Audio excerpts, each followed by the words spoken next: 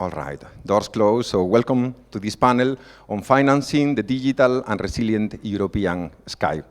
Over the last decade, Europe has invested significantly in modernizing its air traffic management system through an integrated SESAR cycle. This approach has delivered concrete results towards a digital, interoperable, resilient, and sustainable systems, while at the same time helping to manage financial risk, mitigate and synchronize deployment, and reduce fragmentation. And this thanks to SESAR. The question we face today is no longer whether modernization is necessary. In fact, the Draghi report highlights the need for a renewed European competitiveness strategy as an existential challenge. So the question we face today is how Europe is going to govern and finance the next phase of the transformation in a flexible way that is even more digital, more resilient, more sustainable, as it was discussed in the panels today.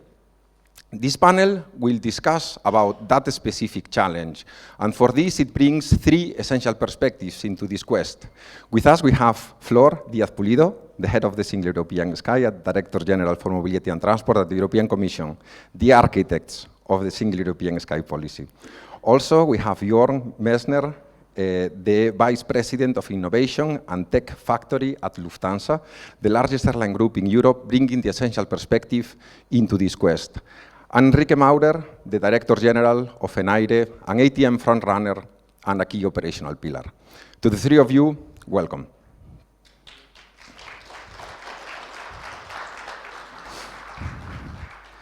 There are three different perspectives with also something in common. The three of them are members of the Network Management Board, including its chairman. So many thanks for being here today. I will be the moderator, and I will aim to bridge the conversation with the goal that we are able to articulate a clear vision and a strategic direction.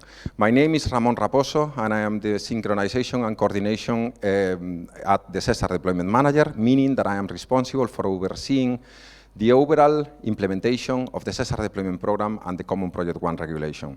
On top of that, I am also responsible for synchronizing and monitoring the projects coordinated by the SESAR deployment manager.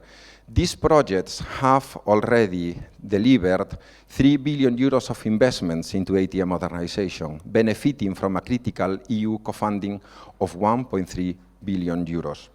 Amongst those projects, the reason why we are all here today, celebrating the deployment by Romazza of the FFI's implementation in line with the EU regulatory mandate, the Common Project 1.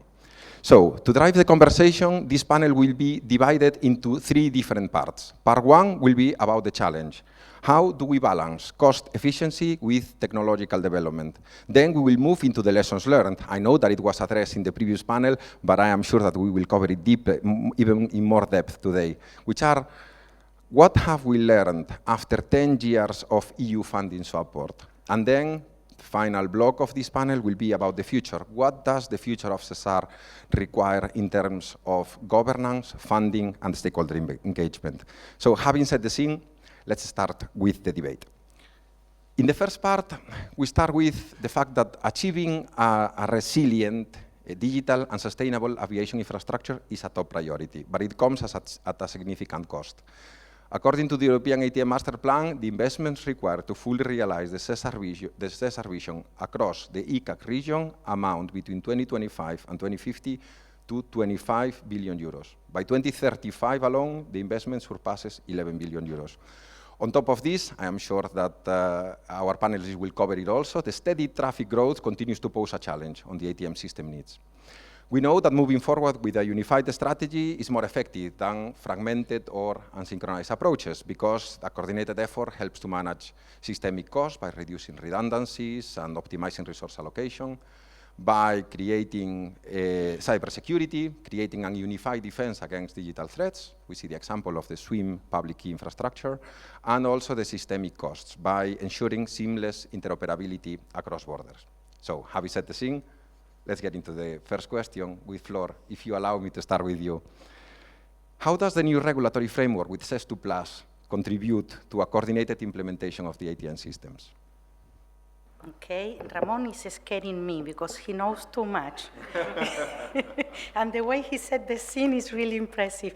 Listen, I am here again, so I hope that I will come to you with different comments than this morning, but I wanted to start with a sentence, and I think, Enrique, you said yesterday at dinner, we were discussing why we are here and why the need of SES, and you explained to me, listen, Floris, because we are putting together a sector, the airlines, the air services, that has become very competitive and completely open and dynamic growth, with a sector that is still much more monopoly, public service, and it is a little bit more reactive.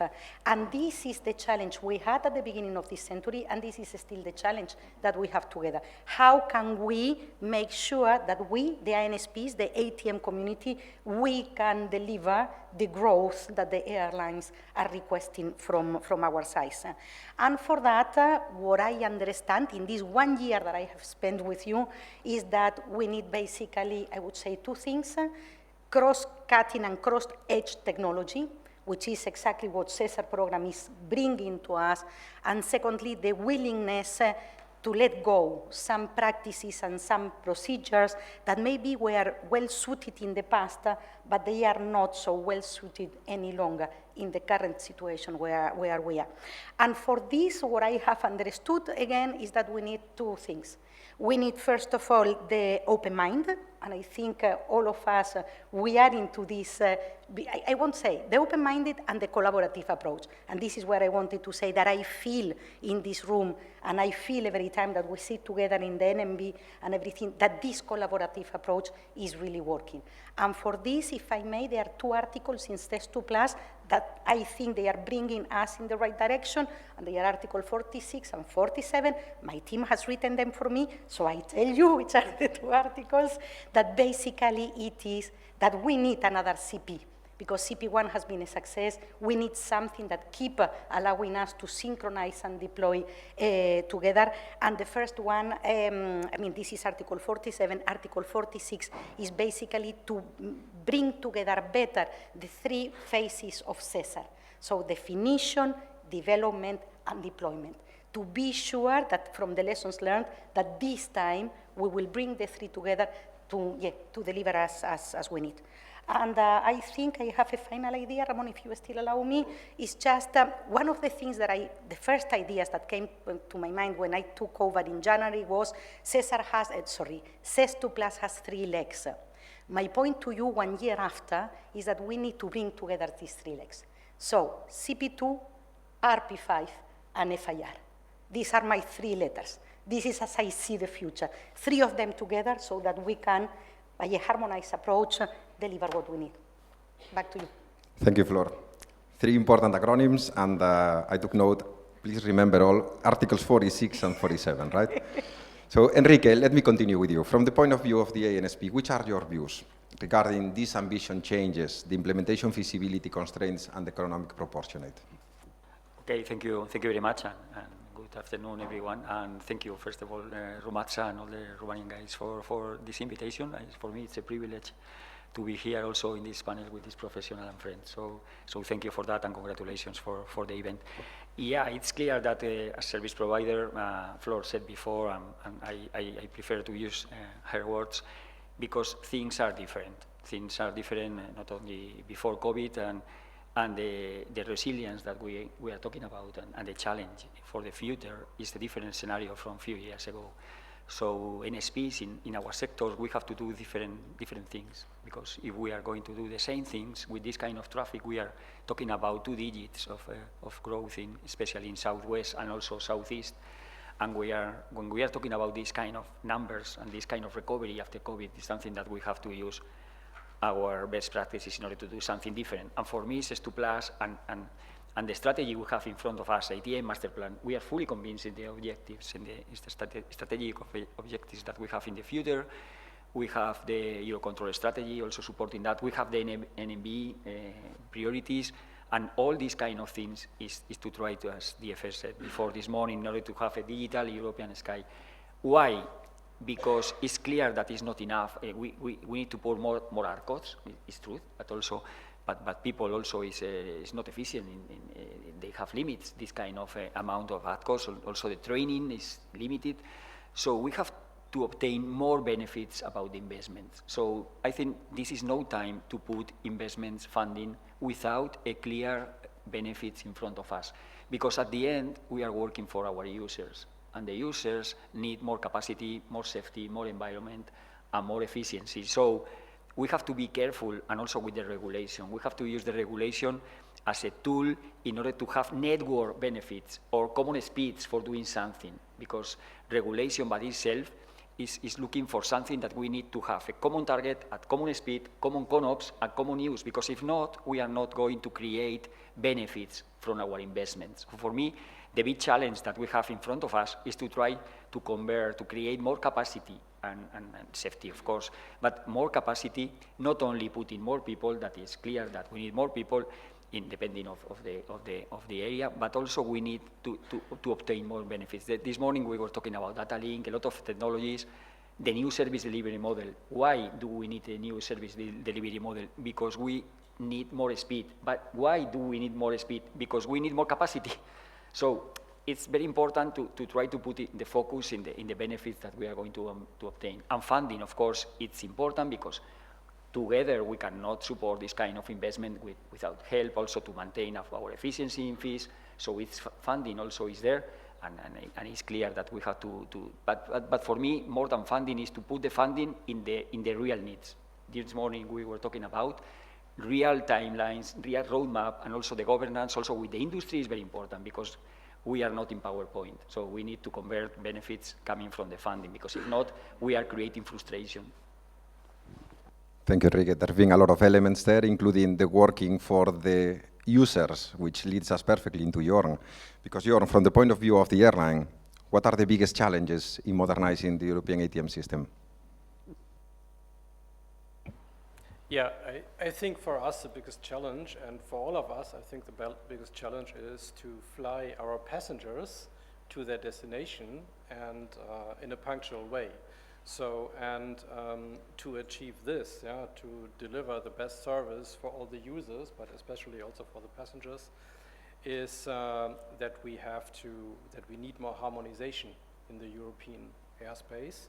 And if I talk about harmonization, and I'm the IT guy here in this round, I think, I mean also data harmonization. I think it's a target that we have all harmonized procedures and harmonized IT systems and so on, but I think this is a long way to go. If we would be able to have all the same kind of view on the data that we use, that there is one single point of truth, perhaps as a vision, a digital twin of the European airspace, right? Where we see everything just in time, where is which kind of aircraft, in which flight level and so on.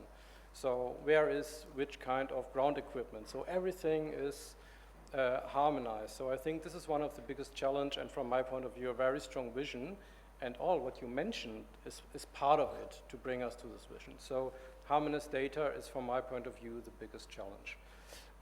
Then what is also a challenge from my point of view is that we create some kind of IT architecture which is flexible and resistant to new cutting-edge technologies. So when will be the next ChatGPT moment, like we saw it in 2022? Yeah? Quantum computing could step in some years. So we don't need a legacy system like we know it from the past. We need some kind of flexible architecture where we also are able to exchange just part of it and integrate perhaps a new technology like quantum computing or AI. So this is, from my point of view, the second challenge from our perspective, so IT architecture. And the third one is, I think we need money for that, right? So we need ways to finance it. We need ways to fund the right projects. And I just talked about challenges right now, but I think there's also a chance. And the chance is, from my point of view, collaboration. I'm now part of the NMB for 1 year, 1.5 years. So we have tough discussions there, true, but this is very important. And I think Europe, all the rules that we have, Sometimes they are complicated, but on the other hand, they are also a big chance. And I think if I look at the whole geopolitical situation, we can be something like a role model in this world by collaborating, by working together, and have one strong vision in the future. And I think, coming back to my challenges, to have a harmonized, competitive airspace in Europe, where we really are able to fly our passengers to their destination as punctual as possible. Thank you, Jorn. Plenty of challenges have been mentioned, Flor, and both Enrique and Jorn have also mentioned the funding. So I was wondering if you could tell us how the new multi-annual financial framework can shape the future of the SESAR cycle. Okay, and I will start by saying that he stole my line, because I wanted to open now with the Draghi report, and he already put the Draghi report on the table. But I think we need to put the Draghi report on the table, because Draghi is one of the mothers of the European Union in this current specific geopolitical moment. And he's completely right when he says that we need to bring innovation, and we need to speed up innovation to keep Europe competitive and to keep our strategic autonomy and to increase our resilience. These are the three big objectives of the Draghi report that Ursula von der Leyen took herself. And I think these are the three objectives that we have now under the negotiations for the future MFF and the future of SESAR. And if I may, I think we are lucky, because you know that now, I mean, you read the military mobility communication, etc. We are obsessed with critical infrastructure, but we are critical infrastructure. That is good for us, and we are obsessed with defense, but we are defense, we are dual use. So we are better placed than other economic sectors in this new vision that the European Commission is pushing forward. And if the question is, do you think that our instruments are fit for purpose? My answer would be yes. Yes, if we keep for the next MFF and the future steps for the future SESAR, whatever it is called, or the shape it will have, I would say we need to keep co-creation, and I think half of you will kill me if I do not mention co-creation. We need co-creation. We need a better CDM, and you can be proud of me, because 1 year after I am able to put all the acronyms. You are not the only ones. So this collaborative decision-making, we need to make it, maybe, to improve it. I think learning lessons from the past to make it more collaborative. And then the final one is the targeted use of the EU funding. We need to identify which are really the places where this EU funding can make the difference. And because you will be asking me more on the EU fundings, I shut up now. Thank you. Indeed, there will be time for that. In fact, one of the things that I would like to pick up is that you mentioned competitiveness. So, Jorn, I would like to follow up with you on how can the European ATM industry stay competitive in the world? So, I think we really have to accelerate what we are doing, because we have, if I look into the next 10 years, I think, and we talked about growth, I think we have to be much faster in implementing, and this makes us really competitive compared to other parts of this world. And digitalization is here, again, is the key, really to invest in the project that we are talking all about, and to invest into something like the foundation layer of everything what we are doing in a digital way.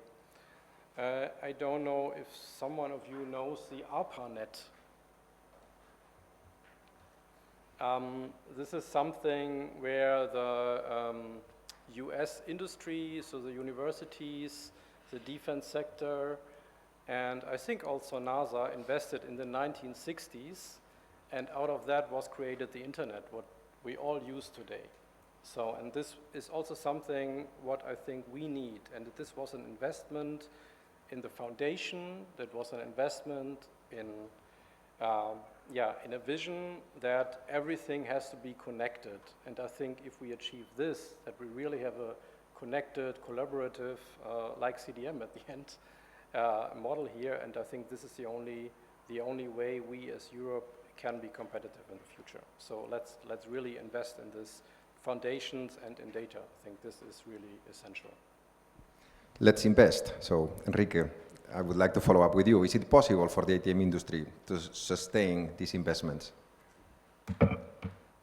No, I think it's possible. I think it's something that we did in the past also with the collaboration and the cooperation with the European Union institutions. So it's something that we know to do, but more than this kind of investment or funding, because at the end, investment is very important because at the end we are talking about CapEx and about new functionalities. So it's clear that we are talking about euros, but the most important thing for me is the partnership in order to create this kind of, I have to use the word co-creation because it's truth. We have, I think we have in the past very good examples. Today we have very good examples that the implementation now, for example, about CP1, I have to say that one of the most important things for me in order to have this success of the families, depending, we are finishing the last families, but the most important thing is because we have this kind of vehicle that is the SDM and the SDIP that put together, not the NSPs, the airports, the airlines, Eurocontrol, as part of this kind of co-creation, try to understand the constraints and try to put together common benefits and common speeds. So for me, more than investment, that the industry is there and industry is prepared for that, we have now in front of us a big wave, and for me it's a wave for a chance, because now we are working with the same objectives, not only industry, also users, airports, academia, I don't know, EASA for the standards, European Commission for the funding. But for me, this kind of consultation, we have to reinforce this kind of vehicle in order to co-create. So maybe the current SDIP that we are working also with the users and the airport and Eurocontrol, we have to increase this kind of vehicle in order to have also the industry. But the industry cannot work on one speed because the industry at the end is producing ATM systems, functionalities, but we need to convert this kind of functionalities in real benefits, because if not, we are going again to create a lot of functionalities for nothing. And this is something that we have to learn about CP1. So because CP1 produces a lot of benefits, they're on the table, a lot of data, not only for capacity, also for environment and all the things. We are moving a lot of aircraft with the more safety that we have. So it's something that the commissioner said in the last speech in Brussels last year. The safety is there, and safety is our rational. I mean, so it's part of our day by day. So my message is that industry need to work now together. I think we are doing now all together, and also SES2 Plus for me is an opportunity, it's a chance to do things with more flexibility. And for me, we need to understand this kind of regulation in order to try to avoid to think about borders, about national borders. We need to think as network. So it's very important. And this message is very important because if not, we are going to create inefficiencies. If we compare now our airspace in Europe with the United States, that maybe it's not the best time for talking about these kind of things, but they have only 23 ACCs and we have more than 60. So why? Some food for thought, thank you. So this closes the first block when we were discussing the challenge, and several tension elements we can already see that have been identified. We saw modernization versus capacity, harmonization versus fragmentation, cost versus value generation, or speed versus feasibility. Enrique, already in your intervention, you referred to these 10 years of dedicated EU funding and the partnership-based governance. So let's look at the lessons learned. Jorn, please allow me to start with you. So from the airline perspective, what is the greatest achievement of the coordinated deployment? I could repeat what you already said. So I think co-creation is from my point of view the key. So it's really the collaboration between ANSPs, between airlines, between the military, between the Commission and all of that. I think this is really the key, and I think we learned in the last 10 years that silos will not be the answers. So we will not find the answers in silos, we just will find the answers together if we bring different perspectives on the table, if we respect different kind of opinions, and then try to create something new out of this. And I think this is the key, and this is the lessons learned, and as I said also at the beginning, this will be tough discussions, but they are so important. So I think they are so important that we have these discussions, and this is from my point of view co-creation. It's not the easiest way, but I think it's the only way. Thank you. Indeed, co-creation has been mentioned several occasions. There seems to be consensus among that. So, Flor, in that sense, has the ATM community been a reliable partner for these EU co-financing projects? There I can tell you that my team wrote a single word, yes. A big yes. And if I remember properly, it seems that roughly speaking, we have all of us invested together around 2.8 billion euros, out of which we, the union, we have funded 1.3. That means that the industry have put the other 1.5 billion. So basically, yes, you have come to the call and you have matched our ambition. And if I may there, even if it was not in my speech, my personal thanks to SESAR Deployment. I'm seeing my beloved Maria Grazia, Madelina, Heiko, Ramon, because I think you have made the change. I think we are the only economic sector in the European Union with such a deployment, these people dedicated to the synchronization, and I think this is what has made the difference. If I may, just to conclude, with a smile to all of you, just a little final push for those of you who are dragging behind the finishing line. We need to deploy CP1 within the deadlines. So please, help them so that you help me. Back to you. Many thanks for your words, Flor. Well, Enrique, Flor and her team seem persuaded that we've done a good job. But I wanted to follow up with you of what evidence can be provided on these achievements. Yeah, I think that good evidence is that we have more than 90% of the CP1 completed, so it's a good evidence. Could you imagine where we are without this kind of vehicle, without SDM, where we are? So maybe we are in a situation with different speeds, different investments, no coordination. So it's something that we have to learn about the benefits of this kind of coordination that put together in order, because at the end, NSPs are working for users and the airports, and technicians are working for the operations. So it's something that we have to change our culture. So and the investment is something that, for me, it's a change. We have to create investments producing something, because if not, and it's the same, my feeling also with SESAR, especially with the funding, the next funding for innovation, we have to close the gap between innovation and research and the deployment. Because today, my feeling is that we have a very big gap. So in the future, we have to put together this kind of innovation that is very good to see with the long lights, but also now we have to put this kind of research and funding and investments for the long vision with a clear service-oriented. Because if not, we are going to create research, let me say, for PowerPoint. And we have now to use, as best as possible, not only money. We are talking about training. For example, in our case, with the traffic we have a lot of difficulties in winter and spring to use this kind of slot for training for our people, because we have to produce training for the new controllers for summer. We have to use training for the CP1. We have to use training for the new tactical tool that this morning we were talking about. This tactical tool is going to produce in our systems 10% increase in capacity on route, so saving more people. So, and all this training a few years ago was possible in winter, but now our winter is very close to May or June. So we are talking about that, and for us it's very difficult to put all the training at the same time. So we have to think with a clear efforts in order to concentrate the regulation and concentrate our efforts in order to produce something together with a common benefit, because if not, we are going to create, let me say, frustration, or we are going to use the money for something that is not very useful. What is very useful? We have to solve capacity constraints that we have in Europe.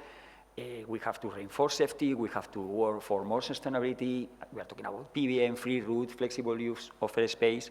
We have a lot of flow tools in order to have more capacity without not putting a lot of people, because it's not efficient.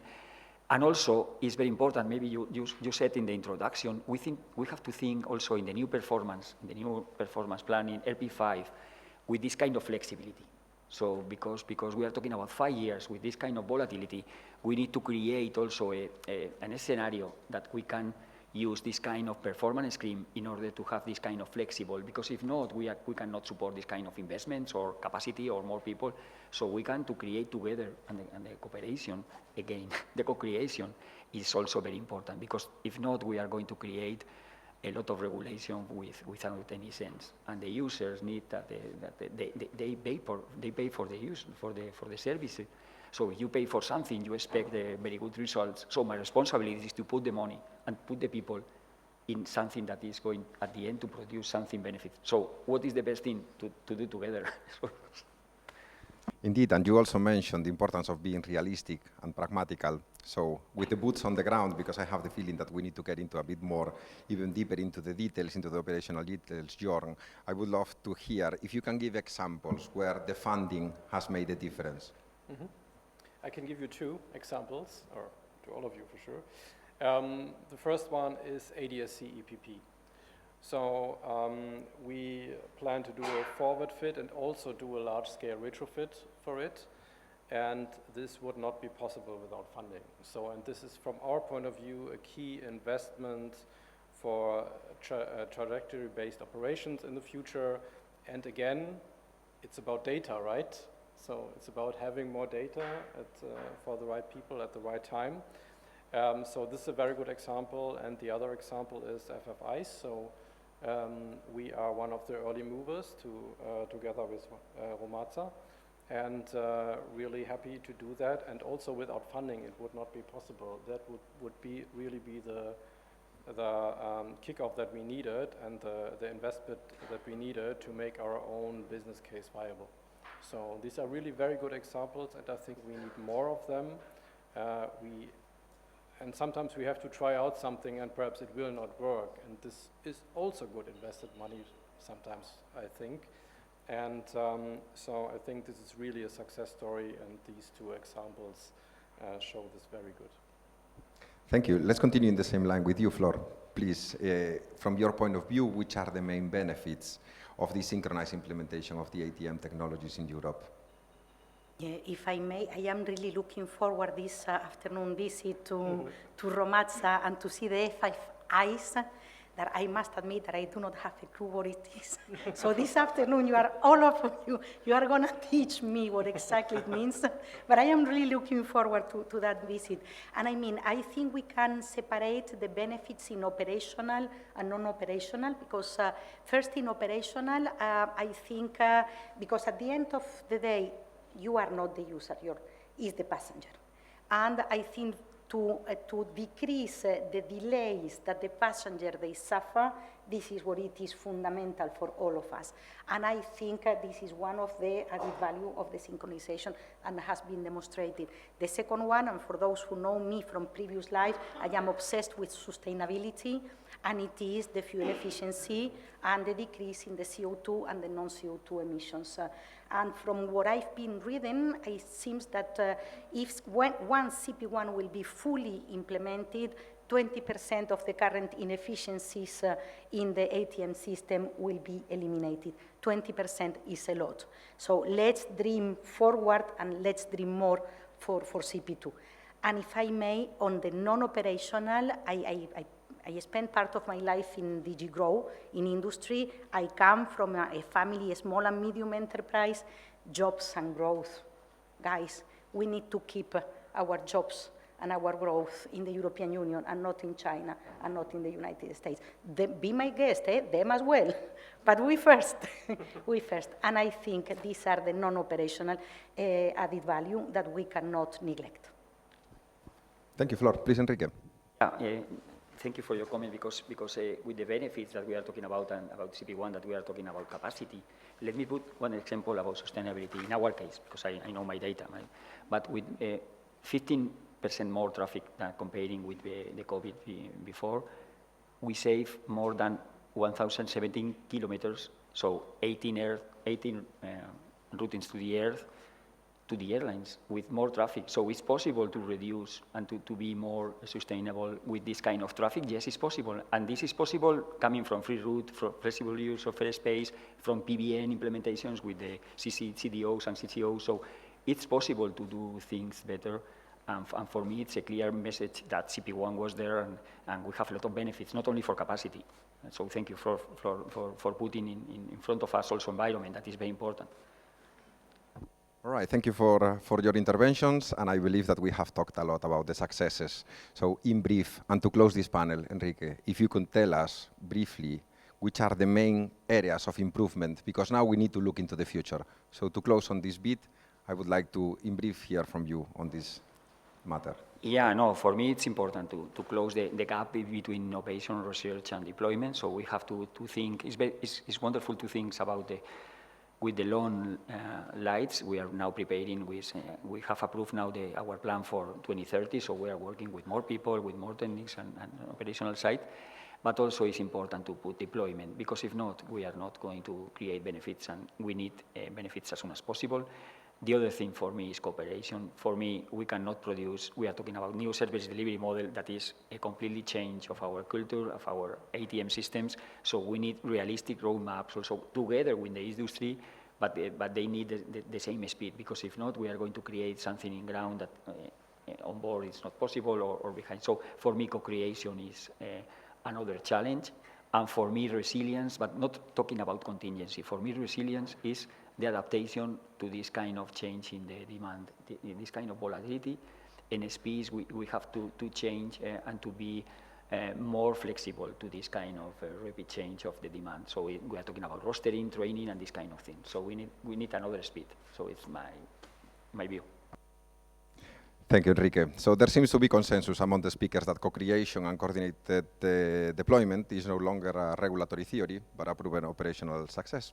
So let's move into the final part of this panel, because it is said that the right diagnosis is only half the cure. So we need to look about the future. Europe has successfully set the global ATM benchmark, positioning the ATM industry as a leader in the international market. So in order to maintain this edge, I would like to explore now what does the future of SESAR requires in terms of financing, governance, and stakeholder engagement. Jorn, please allow me to start with you, following up on one of your previous interventions where you mentioned the importance of accelerating this modernization. Now looking forward, how should the governance framework be tailored to achieve this? From my point of view, a good idea would, if you think about funding and financing and about how to tailor the framework, is to think a little bit like a push-pull matrix. So where you have the technology and the horizontals, and you have the funding in the verticals, and in the intersection, I think we have to be, there have to be something like funding where we have perhaps more risk to try something out. In the intersection, we can define, okay, what would be the biggest business impact, but to think in this push and pull matrix, so that we have the push from the funding and the pull from the technology and the business need, and then to really look at the intersection where they meet. So, and there should be then the sweet spots where we invest the money best. I think to think something like that could help us to have a more tailor-made framework for investing. Thank you, Jorn. Following up also on previous interventions, Enrique, you mentioned the relevance of synchronized deployment at network level and the realism, the need for pragmatism. How should this shape the future governance framework? Yeah, as I said before, with the challenge that we have in front of us and the time that we have in front of us, we can use the resources as much as possible, as efficient manner. So for me, there's no time now for ATM industry, Indra, Thales, Leonardo, to produce something that is not really real. So for me, when we are talking about co-creation and to have this kind of industry on board, together with the users, together with the airports and the academy, SESAR, and sorry, EASA, standardization. So for me, it's because we cannot, it's not possible to work for the future with a clear roadmap. Also, we have to integrate all this kind of new service delivery model with the current ATM system. So it's something that, and we have to maintain our service age 24, 36, 5 years per year without any impact. So for doing that, we need to put together all the strategies, because we are moving to the new service delivery model now in ITEC. Indra put an example this morning about the TTM that is for us is part of this kind of cloud and service delivery model. Now in Spain, for example, we can put together different ACCs with virtualization. So industry is there, but we have to put together, for me, this kind of governance is in order to create this kind of co-creation, because for me, consultation is not enough. Consultation and the CDM process is good for a document, but the things that we are going to create in the future is something that we cannot create NSPs alone, or users alone, or the airports alone. It's something that we have to create together, or the industry alone, because the industry have another interest. They want to sell the product, and that's all. But the responsibility to create something is the NSPs together with the users on the airport, because if not, it's only ATM functionalities, for what? For what? And it's something that now we cannot put all this training, all these efforts, without a clear benefit in mind. Talking about CBAs, and for me, governance is very important. We have the vehicle now. We have the example of SDIP, or a lot of examples about it's possible, yes. But for me, it's and also we need to change our culture.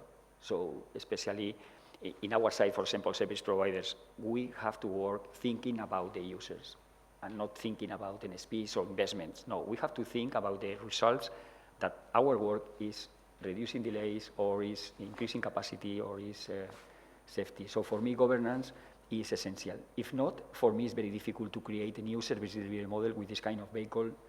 I don't know what is the best formula for that, but without this kind of vehicle, it's very, very difficult if we want to have. Another thing for me, regulation, we need regulation, but regulation for the benefits for the network or common speeds. But remember, we have to do ATM master plan that is more than CP2. So funding also is important, not only funding for regulation things, because we have to create the ATM master plan. You said before the figures, and for doing that, we need an orchestra director. If not, it's impossible without this governance. Thank you. We will indeed make it to the questions on the funding. This will come. I understand from what you say of the co-creation is the stakeholders, the operational stakeholders at the working at the management level. I guess that's what you mean by that. Flor, I would like to know your opinion on which are the remaining challenges and the main areas of improvement towards the future for the successful SESAR deployment. I think we have already answered, so I will try to summarize. On one hand, I think the lack of synchronization. We need really to move ahead together because delays or non-implementation are burdensome, not only for the country or the NSP or the part of the industry that is not fulfilling their commitment. It brings a burden on everybody else. And if I remember properly, my team told me something like on the previous CPC, there was something like 1.5 billion that were not invested because there was not the necessary synchronization.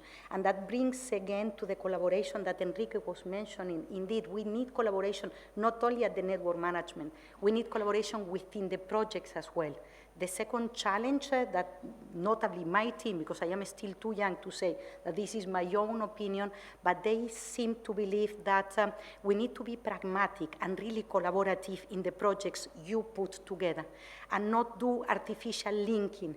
Because if there is not a real collaborative approach within the project, you may end up having the project sidetracked because one of the parts is not delivering, and then you are jeopardizing the budget, the access to financing on everybody else. So basically, this is it.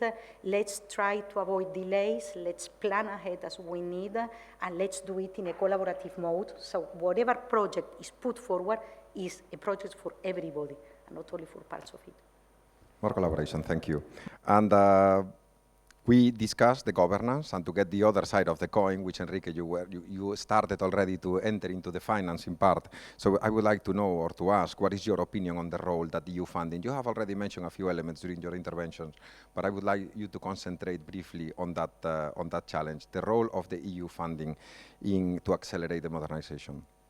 No, I think we were expressed before that is, for me, it's essential. An ATM needs this kind of funding because we are talking about a lot of functionalities in this kind of periods that this kind of 10, 15 years for ATM is, we are talking that we are moving more than 380 million people every year. And when you have this kind of people in your hands, everything sometimes, our sector is a sector that every change is fully tested. Implementation is not easy. All the systems are connected. So when we are talking about these kind of things, funding is very important. EU role is very important. For me, SESAR, it was demonstrated that we can convert this kind of research and innovation in deployment. So for me, it's clear message that we need this funding for ATM in the future. For me, it's essential if we want to do the things that we want to do, because at the end we are using this funding in order to offer also to the users a very good fees, so efficiency at the end, and this funding is helping us in order to maintain this kind of investment, producing a price that is also attractive for the airlines, and the airlines may be using the funding for another onboard equipment. So for me, it's a benefit for the community, but our responsibility together is to try to produce results. Because if not, we are going to create funding for nothing. It's something that we can not allow. So for me, it's essential to produce benefits. Thank you, Enrique. Jorn, I've seen you nodding so often. Can you please, further elaborate on what Enrique has mentioned? Yeah, definitely. I think in the terms of funding, I would like to add the idea what kind of governance do we need in the future.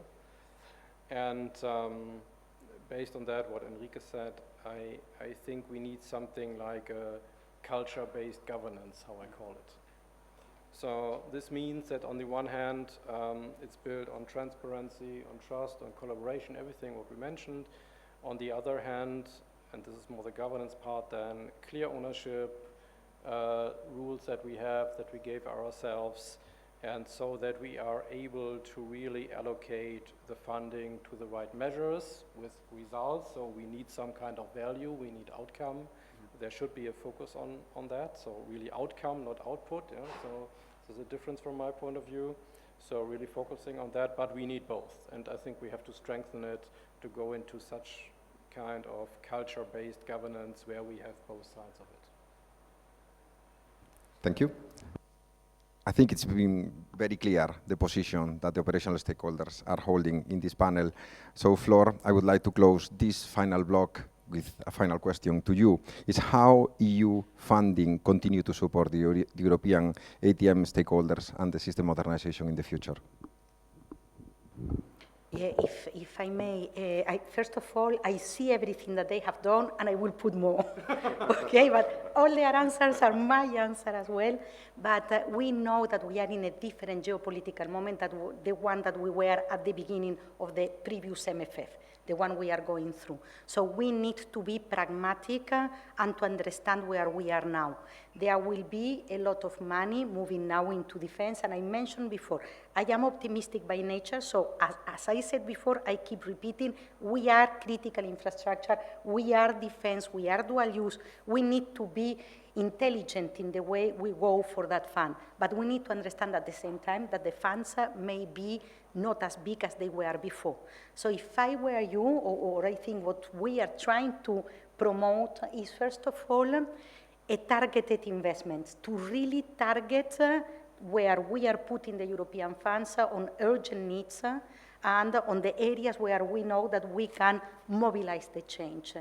The second point, I think we need to favor the early movers, because we all know that they take an extra risk and that everything is more difficult when you are the first moving.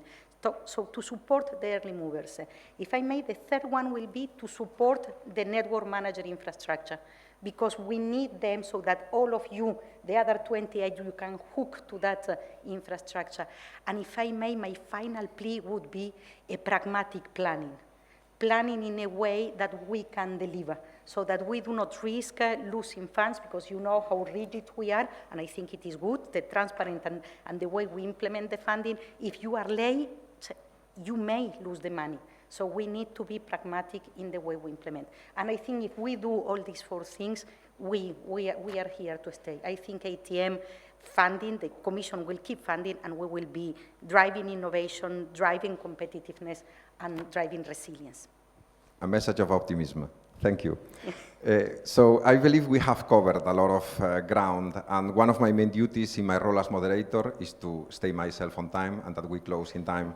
I would like also to take the chance to thank again to Romatsa for having invited me to moderate this panel. And I had promised our panelists that they would have one final round of interventions. So if I may ask for each of you for a single takeaway of what you have described for the audience to take, and then this will close the panel. Unfortunately, we will not have time to address the questions, but I've been told that the organization will take care of having those questions that are behind you addressed in due time. But I would like to open with a quick lightning round. Enrique, your single takeaway? I prefer to wait for a minute. No. I would like to finish with one sentence. Maybe it's Chinese sentence, but for me it's very useful and it's something that I would like to share also with my team. And when you have very, very strong winds, you can create walls or you can create wind generators in order. So I think we have to use now this wave that we have, because we are convinced, we have an ATM master plan, we have a clear strategy where we want to go. And there is one message as one. So for me, it's essential to do together. So for me, my conclusion is we have a very challenging wave, but if we create together, it's something that we are fully aligned. So for me, the clear message is something that we have to do, but we can not do alone. So it's for me, it's essential to have this kind of co-creation. If not, we are not going to create nothing. As one. Thank you. Jorn?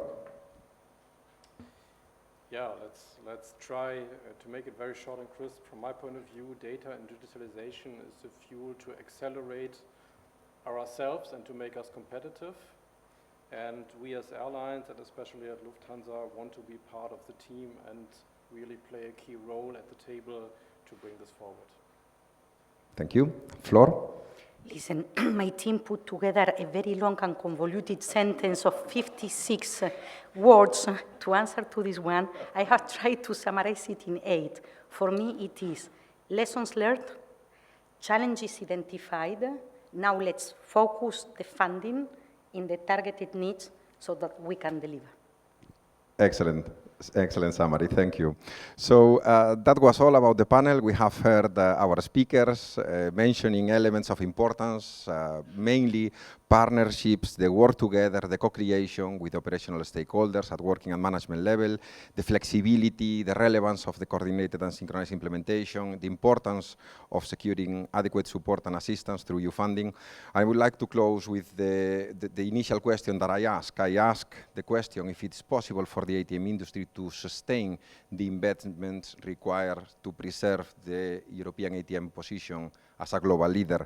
And the answer seems to be yes, when it acts in a coordinated manner and a coherent partnership amongst all the actors involved, the operational stakeholders and the European institutions.